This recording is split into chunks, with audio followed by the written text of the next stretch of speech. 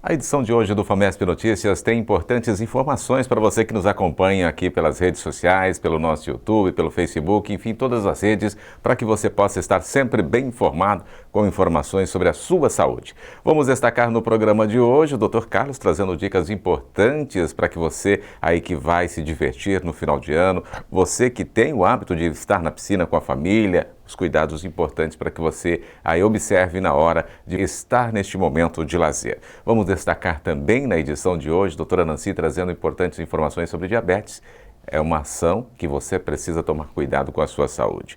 E você, homem, tem tomado cuidado com a sua saúde? É isso mesmo, nós vamos falar hoje um pouquinho também no nosso FAMESP Notícias, a saúde do homem, como está?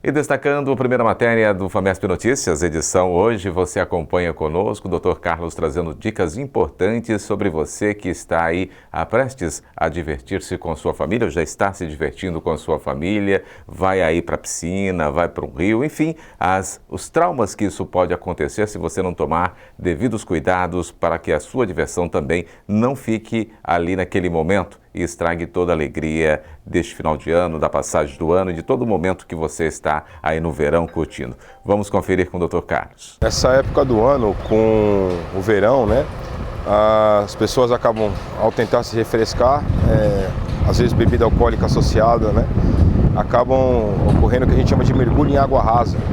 Então, mergulhos em piscinas, rios, cachoeiras, e que acabam tendo lesões medulares. Hoje em dia, as lesões por mergulho em água rasa, principalmente na coluna cervical, já são a segunda causa de lesão em pacientes com paresia, tetraplegia, paraplegia. O mergulho em água rasa já é a segunda causa de lesão medular, né, de lesão espinhal. Também temos o risco de fraturas em membros, né, calcâneo, tornozelos, punhos e TCEs graves associados. Então, atrás dos afogamentos já é a segunda causa de lesão que nós encontramos, principalmente nessa época de verão. Destrói a vida dessas pessoas, né? Nós estamos falando aí de consequências muito severas e irreversíveis. Tornar um paciente jovem, a imensa maioria deles jovem, abaixo de 30 anos, paraplégicos, algumas vezes até tetraplégicos, lesões que, com o que a gente tem atualmente na medicina, ainda são irreversíveis. As células-tronco vislumbram aí talvez uma melhora, uma reversão desses quadros, mas até o momento isso ainda engatinha. Então são lesões irreversíveis e que por um descuido você acaba não conhecendo o lugar que você vai mergulhar, uma piscina um pouco rasa ou rios que você não está habituado por ter uma pedra no chão, você acaba tendo uma sequela irreversível e permanente. Nós temos o hábito de dizer, nunca vai acontecer comigo, mas nós não podemos estar dentro das estatísticas, temos que estar fora, não é verdade, doutor? A estatística é extremamente ingrata nesse ponto, né? Eu tenho 2 a 3% de chance de determinado evento. Quando acontece com você é 100%, então a prevenção é sempre o melhor remédio, dadas as consequências irreversíveis. Você sabe o que é diabetes? O que é essa doença? O que ela faz com o nosso organismo? Vamos conhecer com a doutora Nancy na edição de hoje. Diabetes é um distúrbio, né? Uma doença que existem vários tipos, mas o que mais acontece nela seria a elevação da glicemia, seja porque existe falta da produção da insulina, que é o hormônio que coloca o açúcar dentro das células, seja porque existe resistência periférica à insulina. Existe o hormônio insulina, mas ele não consegue funcionar adequadamente, né? E daí, dependendo do tipo de diabetes, a gente vai ter um componente ou o outro sendo mais importante. Pensando mais no diabetes tipo 2, que é o diabetes que acontece mais com o envelhecimento, o paciente tem que levar em conta alguns fatores de risco para o diabetes para ficar, então, com um diagnóstico um pouco mais precoce. Porque existe um atraso de 6 a 8 anos no diagnóstico do diabetes, pelo fato dele, na fase inicial da doença, ser assintomático. Então, o paciente que tem familiar de primeiro grau, que seja diabético, o paciente que está acima do peso ou é muito sedentário, com aumento de gordura visceral, que é a gordura que se concentra no abdômen, teria mais risco de vir a ser diabético. Então, o ideal é que ele faça pelo menos uma glicemia de jejum no posto de saúde mais próximo da sua casa ou no plano de saúde que ele tiver acesso. A partir do momento que o paciente já tem o diabetes instalado, com glicemias acima de 180, o paciente começa a sentir muita sede, muita vontade de urinar, fica urinando várias vezes à noite, sente muita fome, e se já está numa fase onde tem uma falta de insulina muito grande, ele perde muito peso, mesmo comendo muito. Essa seria uma fase mais avançada de insuficiência de célula beta, onde está faltando insulina. Os devidos cuidados que devemos ter quando somos orientados quando estamos aí com diabetes. Você sabe como lidar com isso? Você faz exatamente aquilo que é orientado pelo profissional de saúde? Doutora Nancy também nos orienta agora. Depende do paciente. Existem pacientes que são muito regrados, né? Então, a partir do momento que você fala de uma doença e que existe uma regra, ele faz tudo certo, e esse paciente normalmente tem uma tendência a evoluir muito melhor do que aquele que fica tentando fazer com que as regras não existam, né? Elas existem, mas o paciente não segue, né? Existem muitos que não seguem, e daí o risco de complicações crônicas são maiores. As regras principais no paciente diabético são várias, né? Mas as principais seria uma busca por uma alimentação mais saudável possível, que exige o evitar a ingesta de carboidratos de absorção rápida, como o açúcar tipo açúcar mascavo, açúcar branco, açúcar refinado, cristal, qualquer tipo de açúcar, demerara também é bom evitar. A troca disso pelo adoçante, né? A diminuição da ingesta de coisas que vão açúcar, de qualquer alimento. Então, bebidas açucaradas, bolos feitos com açúcar, doces feitos com açúcar, o ideal é evitar.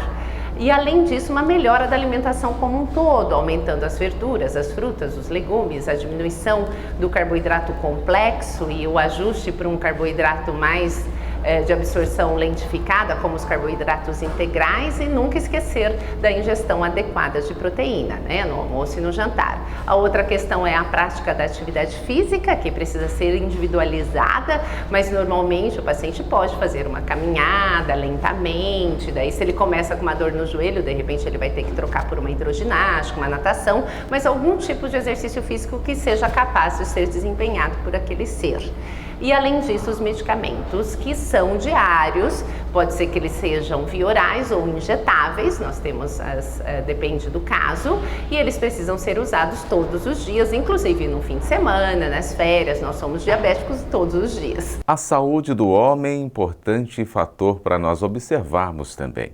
Sabemos estatisticamente que a mulher hoje vai mais ao médico do que o homem. O homem cuida-se menos do que a mulher tem aí cuidado da sua saúde.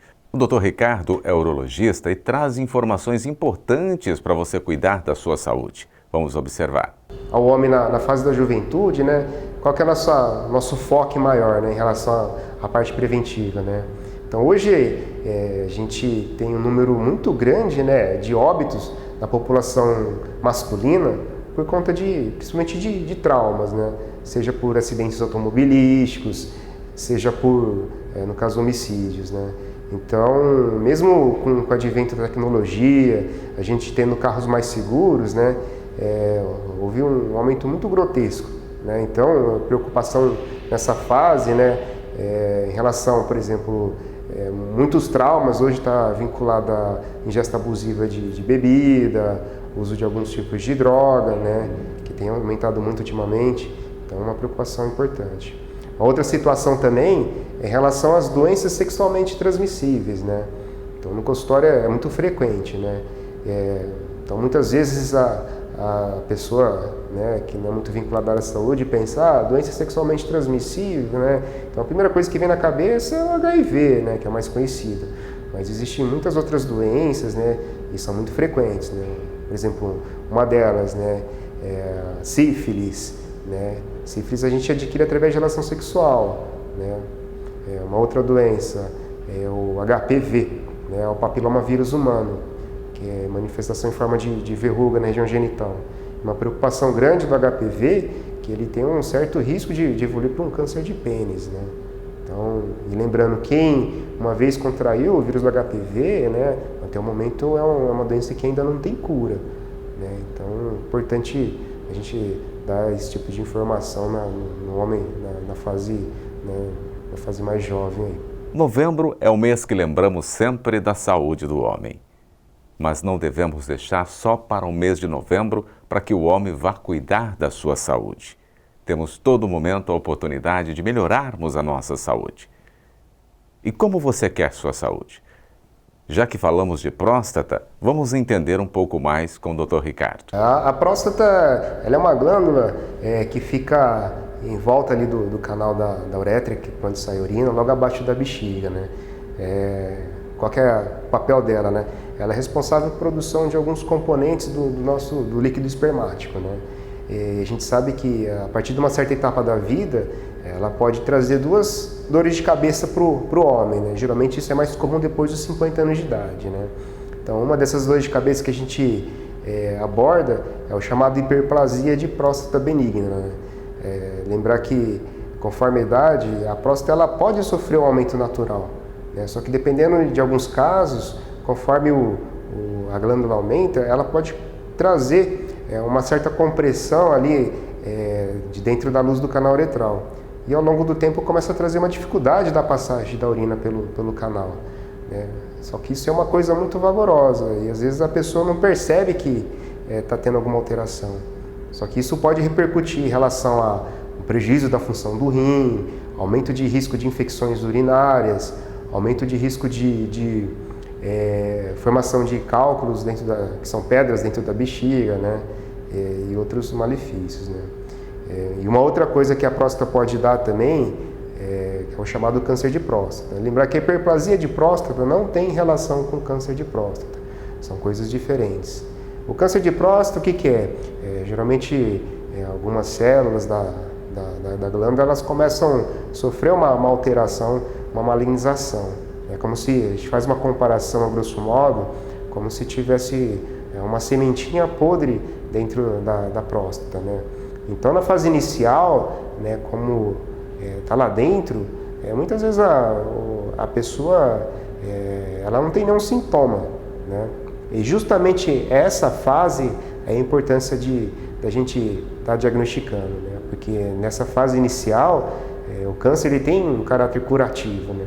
Seja através de um procedimento cirúrgico ou não cirúrgico, né? A FAMESP Notícias de hoje fica por aqui, mais uma edição para você. Espero que você tenha gostado, pois fazemos um programa para orientar você através da saúde. A FAMESP preocupada em levar melhores informações e capacitar você para cuidar melhor da sua saúde todos os dias. Até a próxima edição. Fique conosco sempre. Compartilhe as nossas informações para que possamos chegar a mais pessoas. Educar através da informação.